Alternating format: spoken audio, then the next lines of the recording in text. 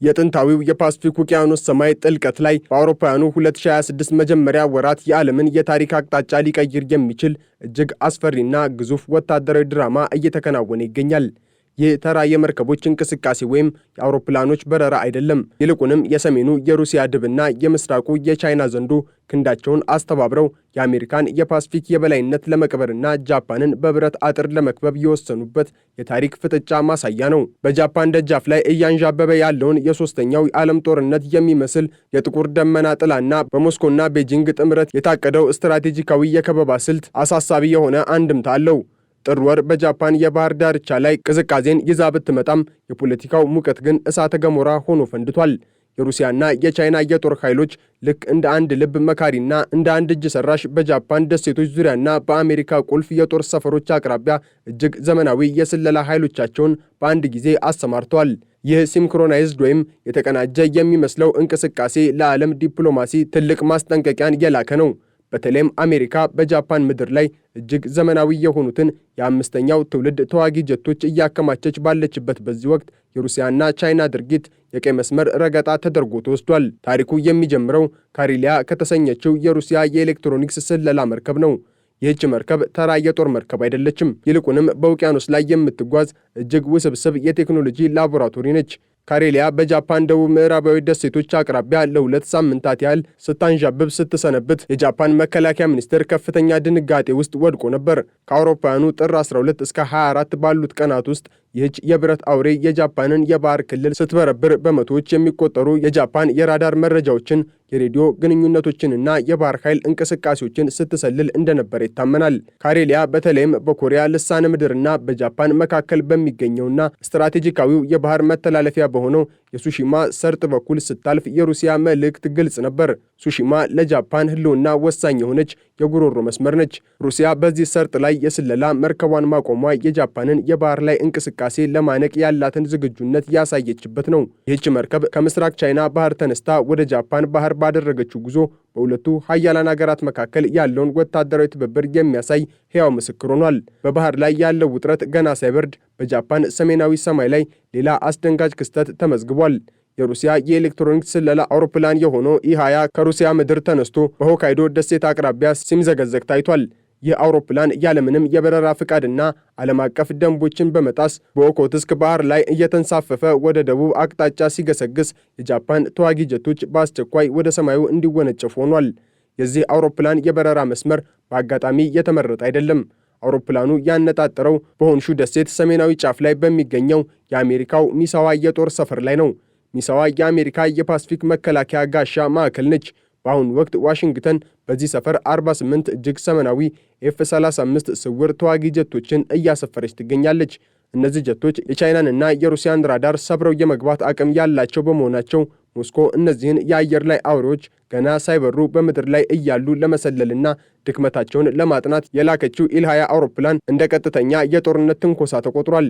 የሩሲያ የስለላ አውሮፕላን በሚሳዋ ሰማይ ላይ ሲያንዣብብ አሜሪካውያንና ጃፓናውያን ወታደራዊ መኮንኖች በቁጣና በስጋት ውስጥ ሆነው ሂደቱን ሲከታተሉት ነበር። ሩሲያ ከሰሜንና ከምስራቅ ጃፓንን ስትወጥር፣ ቻይና ደግሞ ከደቡብ በኩል ሌላ ግፊት ፈጥራለች። ቤጂክሲንግ የተሰኘችው የቻይና እጅግ ዘመናዊ የስለላ መርከብ በሚያኮ ደሴትና በኦኪናዋ መካከል ባለው ስትራቴጂካዊ የባህር መስመር ላይ ታይታለች።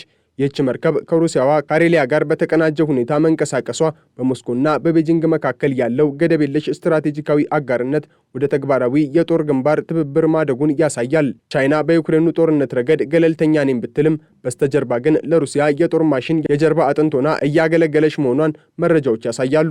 በቅርቡ የወጡ የውጭ የስለላ ሪፖርቶች እንደሚያመላክቱት በሩሲያ ድሮኖች ውስጥ የሚገኙት 80 በመቶ የሚሆኑት የኤሌክትሮኒክስ ክፍሎች ምንጫቸው ቻይና ነው።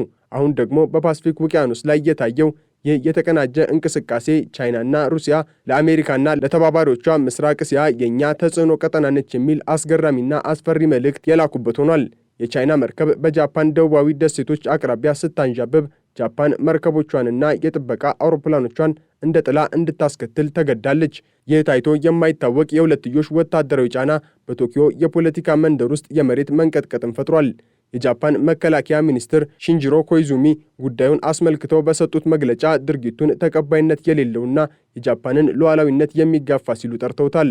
ኮይዙሚ በኤክስ ገጻቸው ላይ ባሰፈሩት መልእክት የቻይናና የሩሲያ ወታደራዊ ኃይሎች በሀገራችን ዙሪያ የሚያደርጉት እንቅስቃሴ በግልጽ መረጃ የመሰብሰብና የጃፓንን የመከላከያ ዝግጁነት የመፈተን ዓላማ ያለው ነው ብለዋል። ጃፓን ከሁለተኛው የዓለም ጦርነት በኋላ የነበራትን ሰላማዊ ወታደራዊ ፖሊሲ በመተው አሁን ላይ ራሷን ለከፍተኛ ጦርነት እያዘጋጀች ትገኛለች። የቶኪዮ መንግስት የመከላከያ በጀቱን በእጥፍ በማሳደግ አዳዲስ የጦር አውሮፕላን ተሸካሚ መርከቦችን በመገንባትና ከአሜሪካ ጋር ያለውን ወታደራዊ ጥምረት በማጠናከር ላይ ነው። ሩሲያና ቻይና ይህንን የጃፓን መነቃቃት ስጋት ውስጥ ስለጣላቸው ገና ጃፓን ሙሉ በሙሉ ክንፎቿን ሳትዘረጋ ለመቅጨትና ለማስፈራራት የከፈቱት የስነ ልቦና ጦርነት አካል ነው ተብሎም ይታመናል። ይህ ግዙፍ ፍጥጫ በዚህ ሰዓት ለምን ተቀሰቀሰ የሚለው ጥያቄ የብዙዎችን ትኩረት ስቧል። ተንታኞች እንደሚሉት ሩሲያ በዩክሬን ግንባር አሜሪካና አውሮፓ እያደረጉባት ያለውን ጫና ለመቀነስ በምስራቅ በኩል አዲስ የውጥረት ግንባር መክፈት ትፈልጋለች። ዋሽንግተን ትኩረቷን ወደ ፓሲፊክ እንድታዞር በማድረግ ሩሲያ በምስራቅ አውሮፓ ያላትን ወታደራዊ የበላይነት ለማስጠበቅ እያለመች ነው። በሌላ በኩል ቻይና በታይዋን ጉዳይ ላይ ከአሜሪካ ጋር ላለባት ፍጥጫ ሩሲያን እንደ አጋዥ ኃይል በመጠቀም የአሜሪካን የባህር ኃይል ትኩረት ለመበተን እየሰራች ነው። የሩሲያና ቻይና መርከቦችና አውሮፕላኖች በጃፓን ዙሪያ እንደ ሰንሰለት መተሳሰራቸው ለአሜሪካ የሚሰጠው መልእክት አንድ ነው። በሁለት ግንባር ጦርነት መግጠም አትችሉም የሚል። ይህ ስልታዊ ጫና አሜሪካ በፓሲፊክ ያላትን ተጽዕኖ እንድታላላ ወይም ደግሞ ወደማትፈልገው ቀጥተኛ ጦርነት እንድትገባ የሚገፋፋት ነው። አሁን ያለው ሁኔታ ከቀዝቃዛው ጦርነት ማብቂያ በኋላ እየታየ እጅግ አስፈሪው ክስተት ነው። የጃፓን አየር ኃይል በየቀኑ ማለት በሚቻል ደረጃ ተዋጊ ጀቶቹን ወደ ሰማይ በማስወንጨፍ የሩሲያና ቻይናን አውሮፕላኖች እያባረረ ይገኛል። በባህር ላይ ደግሞ የጃፓንና የአሜሪካ የጦር መርከቦች ከሩሲያና ቻይና መርከቦች ጋር በቅርብ ርቀት ላይ ሆነው ትንፋሽ በሚያሳጥር ሁኔታ እየተፋጠጡ ነው። አንድ አውሮፕላን በስህተት የሌላውን የድንበር ክልል ቢረግጥ ወይም አንዲት መርከብ ባለማወቅ እንቅስቃሴውን ብትስብ መላው ዓለም ወደማይወጣበት የኒውክሌር እሳት ውስጥ ሊገባ ይችላል። የፓሲፊክ ውቅያኖስ ሰላማዊ ሞገዶች አሁን ባሩድ እየሸተታቸው ነው። የሩሲያው ፕሬዝዳንት ቭላዲሚር ፑቲን እና የቻይናው ፕሬዝዳንት ሺጂንፒንግ በዓለም ስርዓት ላይ ያላቸውን ቁጭት ለመወጣትና አዲሱን የዓለም ኃይል ሚዛን ለመፍጠር ጃፓንን እንደ መጀመሪያ መሞከሪያ መጠቀማቸው አሳሳቢ ነው። ይህ ስልታዊ ከበባ የተጀመረው በሁለቱ ሀያላን ሀገራት መካከል ያለው ገደብ የለሽ ወዳጅነት ወደ ተግባራዊ የጦር ሜዳ ትብብር ማደጉን በሚያሳይ መልኩ ነው። ሩሲያና ቻይና ጃፓንን እንደ አንድ የጋራ ጠላት በመመልከት በደቡብ በምስራቅና በሰሜን አቅጣጫ በአንድ ጊዜ የስለላ ኃይሎቻቸውን አሰማርተዋል። የሩሲያዋ እጅግ ዘመናዊ የኤሌክትሮኒክስ የስለላ መርከብ ካሬሊያ በጃፓን ደቡብ ምዕራባዊ ደሴቶች አቅራቢያ ለ2 ሳምንታት ያህል ስታዣብብ የቶኪዮ መከላከያ ሚኒስትር እንቅልፍ አጥቶ እንዲያድር አድርጋለች። ይህች መርከብ ተራ ተንሳፋፊ የብረት ክምር አይደለችም። ይልቁንም የጃፓንንና የአሜሪካንን እጅግ ምስጢራዊ የሆኑ የሬዲዮና የራዳር ሞገዶችን የመጥለፍ አቅም ያላት ተንሳፋፊ የቴክኖሎጂ አውሬ ነች። ካሬሊያ በተለይም በኮሪያ ልሳነ ምድርና በጃፓን መካከል በሚገኘውና ስትራቴጂካዊው የባህር መተላለፊያ በሆነው የሱሺማ ሰርጥ በኩል ስታልፍ ሩሲያ ለጃፓን ሕልውና ወሳኝ የሆነችውን የባህር መስመር በማንኛውም ሰዓት የመዝጋት አቅም እንዳላት ለዓለም አሳይታለች። በተመሳሳይ ሰዓት የቻይናው ዘንዶም ዝም ብሎ አልተቀመጠም። ቤጂንግ የተሰኘው የቻይና ግዙፍ የስለላ መርከብ በኦኪናዋና በሚያኮ ደሴቶች መካከል ባለው ስልታዊ የባህር መስመር ላይ ታይታለች። የቻይናና የሩሲያ መርከቦች በአንድ ጊዜ በተቀናጀ ሰዓትና በታቀደ ስልት በጃፓን ዙሪያ መታየታቸው በሞስኮና በቤጂንግ መካከል ያለው ወታደራዊ ጋብቻ ምን ያህል እየጠነከረ መሆኑን የሚያሳይ ነው። ቻይና በዩክሬን ጦርነት ላይ ገለልተኛ ነኝ ብትልም አሁንም በፓሲፊክ ውቅያኖስ ላይ የታየው ይህ የተቀናጀ የስለላ ዘመቻ ቻይናና ሩሲያ ለአሜሪካና ለተባባሪዎቿ ምስራቅ እስያ የእኛ ተጽዕኖ ቀጠና ነች የሚል አስፈሪ መልእክት ያስተላልፉበት ሆኗል። ጃፓን የባህር ኃይል አጥፊ መርከቦቿንና የጥበቃ አውሮፕላኖቿን እንደ ጥላ በማስከተል እነዚህን መርከቦች ለመከታተል ብትሞክርም የሀያላኑ ጫና ግን ከቀን ወደ ቀን እየበረታ መጥቷል። የዚህ ፍጥጫ እጅግ አስደንጋጭ ክፍል እየታየው ግን በሰማይ ላይ ነው። የሩሲያ የኤሌክትሮኒክስ ስለላ አውሮፕላን ኢላያ ከሩሲያ ተነስቶ በሆካይዶ ደሴት አቅራቢያ ሲምዘገዘግ የታየበት ሁኔታ የቀጠናውን ውጥረት ወደ መጨረሻው ጥግ አድርሶታል። ይህ አውሮፕላን ያለምንም የበረራ ፍቃድና ዓለም አቀፍ ደንቦችን በመጣስ በኦኮትስክ ባህር ላይ እየተንሳፈፈ ወደ ደቡብ አቅጣጫ ሲገሰግስ የጃፓን ተዋጊ ጀቶች በአስቸኳይ ወደ ሰማይ እንዲወነጨፉ ተገደዋል። የአውሮፕላኑ ዋና ኢላማ በሆንሹ ደሴት ሰሜናዊ ጫፍ ላይ የሚገኘው የአሜሪካው ሚሳዋ የጦር ሰፈር እንደነበረም ግልጽ ነው። ዋሽንግተን በዚህ ሰፈር 45 እጅግ ዘመናዊ የሆኑ ኤፍ-35 ስውር ተዋጊ ጀቶች እያሰፈረች ባለችበት ወቅት ሩሲያ እነዚህን የአየር ላይ አውሬዎች ገና ሳይበሩ በምድር ላይ እያሉ ለመሰለልና ድክመታቸውን ለማጥናት የላከችው የስለላ በረራ እንደ ቀጥተኛ የጦርነት ትንኮሳም ተቆጥሯል። የአሜሪካ የቴክኖሎጂ ሚኒስትርና የጃፓን የመከላከያ ጋሻ በሩሲያ የስለላ አይኖች ስር መውደቃቸው ቀጠናውን ወደ ለየለት ጦርነት ሊገፋው የሚችልበት ክብሪት ሆኗል። የጃፓን መንግስት በዚህ ድርጊት ክፉኛ ተደናግጧል። የመከላከያ ሚኒስትሩ ሺንጂሮ ኮይዝሚ በሰጡት መግለጫ የሩሲያና የቻይና ወታደራዊ እንቅስቃሴ ከፍተኛ ጥንቃቄና ንቁ ክትትል የሚሹ መሆናቸውን ገልጸዋል። ጃፓን በሁለተኛው የዓለም ጦርነት በኋላ የነበራትን ሰላማዊ ወታደራዊ ፖሊሲ በመተው አሁን ላይ ራሷን ለከፍተኛ ጦርነት እያዘጋጀች ትገኛለች። የቶኪዮ መንግስት የመከላከያ በጀቱን በእጥፍ በማሳደግ አዳዲስ የጦር አውሮፕላን ተሸካሚ መርከቦችን በመገንባትና ከአሜሪካ ጋር ያለውን ወታደራዊ ጥምረት በማጠናከር ላይ ይገኛል። ሩሲያና ቻይና ይህንን የጃፓን መነቃቃት ስጋት ውስጥ ስለጣላቸው ገና ጃፓን ሙሉ በሙሉ ክንፎቿን ሳትዘረጋ ለመግጨትና ለማስፈራራት የከፈቱት የስነ ልቦና ጦርነት አካል ነው ተብሎም ይታመናል። በተለይም በቅርቡ የወጡ መረጃዎች እንደሚያመላክቱት በሩሲያ ድሮኖች ውስጥ የሚገኙት 80 በመቶ የሚሆኑት የኤሌክትሮኒክስ ክፍሎች ከቤጂንግ የተላኩ መሆናቸው በሁለቱ ሀገራት መካከል ያለው ትብብር ከንግግር ባለፈ ወደ ወጥ የጦር መሳሪያ ምርትና ስምሪት መሸጋገሩን ያሳያል። ይህ ግዙፍ ፍጥጫ በዚህ ሰዓት የተቀሰቀሰበት ምክንያት ጥልቅ ስልታዊ ትርጉም አለው። ተንታኞች እንደሚሉት ሩሲያ በዩክሬን ግንባር አሜሪካና አውሮፓ እያደረጉባት ያለውን ጫና ለመቀነስ በምስራቅ በኩል አዲስ የውጥረት ግንባር በመክፈት ዋሽንግተን ትኩረቷን ወደ ፓሲፊክ እንድታዞር ለማድረግ እየጣረች ነው።